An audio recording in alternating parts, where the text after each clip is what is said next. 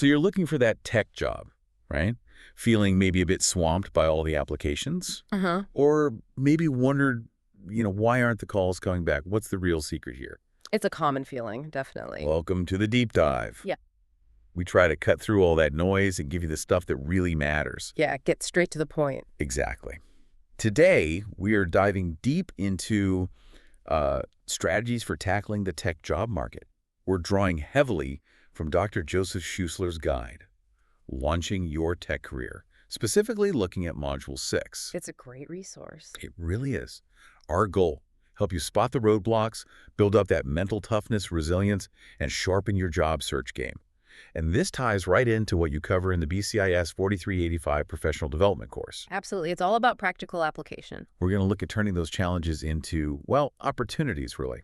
Giving you real actionable stuff for your career readiness, your brand networking, all that good stuff.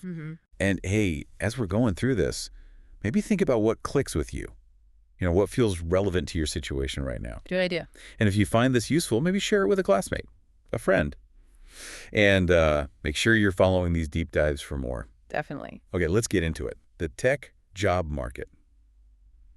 It can feel like a maze sometimes. What are some of the biggest walls our listeners might be hitting? Well, it helps to kind of break them down into two buckets. There's the internal stuff and then the external stuff. Okay, internal first. What's that look like? So internally, a lot revolves around mindset and just preparation, job search anxiety. It's huge. Indeed, I found like 27% of people say anxiety is their number one problem. Wow, over a quarter. Yeah. And then you have 17% feeling lost, like where do I even start? And another 21% aren't sure they even have the right skills. That doubt can be paralyzing. It really can. And it leads to, habits that don't help. Like maybe your resume isn't organized well or interview skills are a bit shaky. Think about this hiring managers glance at a resume for, 6 to 8 seconds initially? 6 seconds, that's nothing. Exactly. If it's not sharp, it doesn't matter how good you are, you might just get overlooked. So that's a big internal piece. Okay, that makes sense. Okay.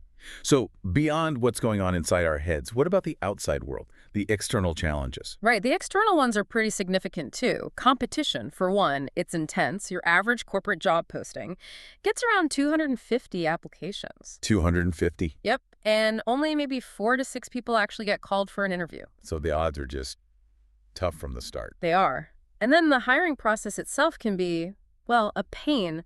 Almost half of workers, 49%, say applications are too long, too complex. And get this, 52% have been ghosted by recruiters. Just silence. Ugh, ghosting is the worst. So frustrating. Totally demoralizing. And on top of that, you've got the economy, right? Yeah, we've seen a lot of shifts there. Absolutely. Economic factors play a huge role. 2023 saw hiring slowdowns, layoffs, especially in tech. LinkedIn said U.S. hiring was down like 22% year over year mid-2023. Oof. Yeah. And Glassdoor, Dice, they all report similar things. More tech people losing jobs in 24 than 23. So that means more skilled people are out there looking, making it even tougher. Okay, so it's a challenging landscape. But you mentioned something else, this hidden job market. What's that about? Ah, yes. This is super important. Basically, a huge chunk of jobs, maybe 70, even 80%, are never actually posted online. 70 to 80%. Seriously. Seriously, they get filled internally or through referral. Someone knows someone. So if you're just clicking apply on job boards, you're missing most of the opportunities. You're fighting with hundreds of people for maybe 20-30% of the actual openings. The real game, especially in tech, is often about connecting with people, managers, team leads who know about needs before they become official postings. that completely changes the strategy, doesn't it? It really does. It's about uncovering opportunities, not just applying for listed ones. Okay, so the big takeaway here seems to be know the obstacles, internal and external, but really zero in on what you can control. Your plan, your skills, how persistent you are. Exactly. Focus on your own game plan. All right, we know the challenges. Now, how do we build up that mental armor, that toughness to push through? Resilience seems like the key word here. It really is foundational. And resilience isn't just gritting your teeth, It's about staying persistent, staying positive even when you get rejected, and crucially, being willing to adapt your approach. Adaptability. Okay. How does that start? It starts by kind of normalizing rejection. Sounds weird, right? But look at the numbers. Only about 26% of job seekers get an offer in any given search. Only 26%. Wow. Yeah. So rejection, it's not failure. It's just part of the process. It's built in. The goal isn't to avoid the no's. It's to learn from them and keep going until you get that yes. That's a powerful reframe. Take some of the personal sting out of it. What about the time commitment? It feels like it can drag on forever. Oh, for sure. And setting realistic timelines helps manage that feeling. The average job search can take around 24 weeks, 6 months. 6 months. Yep. Even when things are good, the median was almost 9 weeks in 2023. So knowing it's a marathon, not a sprint, helps you stay the course. Okay, so patience is key. Yeah. And you mentioned something interesting earlier, quality over quantity in applications. Right. This one surprises people. Applying to, say, 21 to 80 targeted jobs, that actually had a higher success rate, about 30% chance of an offer, than spamming out 80-plus applications. Really? Applying to more lowered the chances? Yeah, down to 20%. It suggests that when you apply to too many, you maybe don't tailor them as well. A focused, strategic approach just works better. That's fascinating. So what's a common mistake people make, even when they think they're being strategic? Yeah. And how do we actively build that resilience muscle? A big pitfall is thinking changing a few words of our resume is enough tailoring. It often needs more depth. But for building resilience, a few practical things help. First, keep a routine. Like a work schedule. Exactly. Treat the job search like a job. Schedule time for research, networking, applications. It gives you structure, a sense of control. Okay, routine. What else? Leverage your support systems. Seriously, don't go it alone. Talk to friends, family, mentors. Use your university resources. Career services at Tarleton are great for this. Mock interviews, leads, advice, and alumni networks too. Right. Tap into that network. Makes sense. What about managing the stress when things get tough? Super important. Third, actively manage stress and stay positive. Build in self-care exercise, sleep, hobbies, whatever works for you. And practice positive self-talk. Remind yourself of your skills, your accomplishments. Remember, you just need one yes. Every no is just a step closer. One yes. I like that. And finally, fourth, embrace adaptability. Resilience isn't just about toughness, it's about flexibility. If what you're doing isn't working, be willing to pivot. Try new search methods, get feedback, learn a new skill, maybe look at slightly different roles. So being open to change is part of being resilient. Absolutely. That flexibility can open doors you didn't even know were there. Employers value that too, by the way. Shows you can handle change. That's a great point. Okay, so a resilient mindset. Optimistic, persistent, adaptable. Crucial stuff. Now let's get really practical. We've got the mindset piece. What about the actual tools and techniques? How do we sharpen our strategy on the ground? Okay, yeah, sharpening the tools. The source, Module 6, really highlights 4 key areas here. Networking, skill building, optimizing your applications, and using social media or personal branding. Let's start with networking. We hear about it constantly, but why is it so critical in tech? Well, think back to that hidden job market stat. If 70–80% of jobs aren't even posted, how are they filled? Referrals, connections. Exactly. Studies show maybe 85% of jobs are filled through networking. LinkedIn found 70% of hires back in 2016 had a connection at the company. In tech, getting a referral or having someone internally flag your resume can bypass that massive online application pile altogether. It gets you noticed by the people who matter, not just an algorithm. Okay, that's a huge advantage. So how do we actually do networking effectively, especially if you're maybe introverted or just starting out? Good question. It's not about being super slick. First, start with who you already know. Professors, especially from courses like BCIS 4385 internship supervisors, alumni, let them know you're looking. Okay, use existing contacts. Second, use LinkedIn strategically. Your profile needs to be complete, professional, packed with relevant keywords for the jobs you want. Connect with alumni, join groups in cybersecurity, data science, whatever your niche is. And don't be afraid to ask for informational interviews. Just a quick chat to learn about someone's role or company. It builds rapport, and sometimes companies even create roles for people they meet this way. Informational interviews, that's a good tip. Yeah. Third, attend events, virtual meetups, career fairs. Have a quick intro, ready your elevator pitch, but focus more on listening, asking questions, building genuine connections. And remember, it's a two-way street. Offer help if you can. Think about how you can provide value too. Making it less transactional, more relational. Okay, so networking is key. What about skills? Tech changes so fast. It does. And skill building is non-negotiable. If you're applying and not hearing back, it might be a skills gap. Look at job descriptions for what's in demand.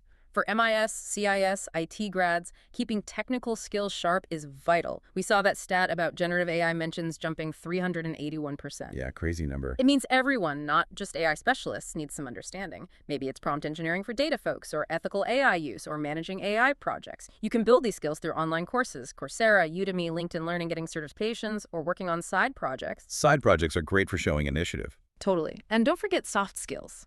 Communication, teamwork, problem solving, adaptability. They're always in demand, often listed right next to the technical requirements. Be ready with examples from projects, maybe group work in your classes. Got it. Hard skills and soft skills. What about certifications? Are they worth it? They can be, strategically. If you want to go into networking, something like a CCNA is almost expected. For agile project management, maybe a certified Scrum Master. Research if specific certs are highly valued in your target roles. It shows commitment and specific knowledge. Okay, so be strategic about certs. Now, the applications themselves. How do we survive that 6-second scan? Right. Optimizing the application. Remember, quality over quantity. Targeting 2180 roles works better than 80-plus generic ones. So tailor, tailor, tailor. Absolutely. Tailor the resume and the cover letter for each job. Use keywords from the description. This is crucial for getting past the applicant tracking systems, the ATS software. Ah, the dreaded ATS. Yep. And focus on achievements, not just duties. Use numbers. Instead of manage database, say develop database system, reduced retrieval time by 20%. Quantify your impact. And write a custom cover letter. So many people skip it. It's a chance to stand out. Good point. Make that extra effort. Yeah. Lastly, social media and personal brand. Hugely important. Recruiters do look you up online. Over 80% use social media for recruiting. Your LinkedIn needs to be polished, professional, keyword-rich. Get recommendations. Okay, LinkedIn is key. What else? Clean up other social media, anything unprofessional, make it private or delete it. Use platforms like GitHub to showcase your coding projects. Maybe build a simple personal website portfolio. Engage professionally in industry discussions online. Basic stuff. Always be polite, proofread your emails and messages. Personalize connection requests on LinkedIn, don't just send the default. Wow, okay. That's a lot of tools to sharpen. It's clear that just hitting apply isn't nearly enough. Not even close. It's a proactive, multifaceted effort. So this brings up a really important point. What if you're doing all this, or you think you are, but it's just not working? How do you know when to adjust your strategy? How do you pivot? That's where self-evaluation comes in. You got to step back and analyze, honestly. Where's the breakdown happening? Okay, how do you diagnose that? Well, for instance, are you sending out tons of applications but getting 0 interview calls? Yeah, what does that usually mean? That likely points to an issue with your application materials, resume, cover letter, or maybe your search strategy itself. Remember, only about 2% of applicants get called. So small improvements matter. Maybe your resume isn't ATS friendly, or you're not targeting the right roles, or maybe you need to build up a specific skill. Okay, so no interviews. Look at the application package and targeting. What if you are getting interviews but no offers? Okay. If you're getting interviews, that's good news. Your resume is working. But no offers usually means the issue is in the interview itself, or maybe perceived fit. How do you fix that? This is where practice is key. Mock interviews are invaluable. Get feedback, ask the interviewer if they're willing, or use career services. Are you clearly communicating your skills with specific examples? Are you showing enthusiasm? Are you asking good questions? Also, reevaluate your networking.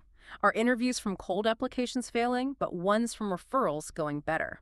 That tells you something. Keeping track, like a journal, could help spot those patterns, right? Exactly. A job search log. Track applications, interviews, questions asked, how you felt you did, any feedback. It helps you see what's working and what's not. Smart. Okay, so you self-assess. What if the perfect job just isn't showing up, or it's incredibly competitive? What are the alternatives? This is where flexibility becomes your superpower. Your first job or your next job might not be the ultimate dream job, but a stepping stone. Consider temp or contract work. Contract work in tech. Yeah, it's common. About 12% of tech pros were contractors or freelancers in 2024. It gets you experience, expands your network fast, and often leads to a full-time offer if you do well. Think of it as a long interview. That's a good way to look at it. Yeah. Post-grad internships or co-op extensions, sometimes companies use these to try before they buy, especially competitive ones. Also, broaden your scope.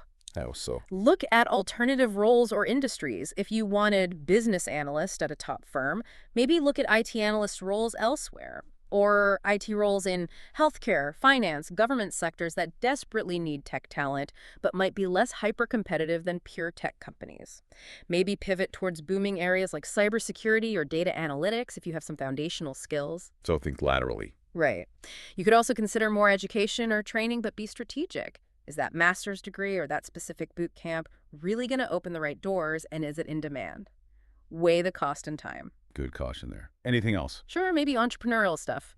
Freelancing, can you do web design on the side? Offer IT support, build a small app, it builds your portfolio, shows initiative, fills resume gaps, and earns some cash. Lots of potential paths. So how do you pull all this assessment and these potential pivots into a concrete plan? You create an actual action plan.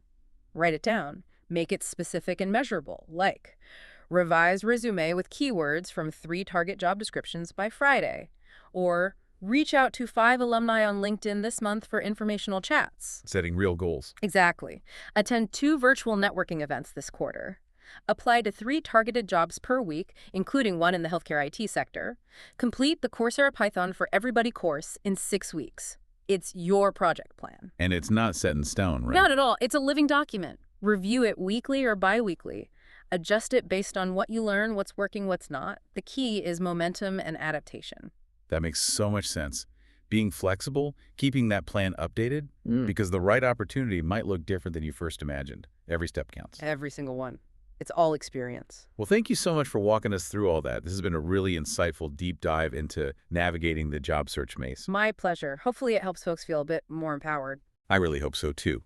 We hope you, listening, feel better equipped now with a stronger mindset and sharper tools. And, hey, remember that ask from the beginning? If this was valuable, share it with someone who could use it. And definitely subscribe for more deep dives like this. Yeah, spread the knowledge. Before we wrap up, here's something to think about. What's one specific, concrete step you're going to take this week based on what we talked about? Maybe it's updating LinkedIn, reaching out to someone, practicing an interview question, or researching a contract role. Just one thing. Make it actionable. Exactly. Remember, your career is a journey, and every step you take today builds the future you imagine. Keep learning, keep growing, and go make it happen.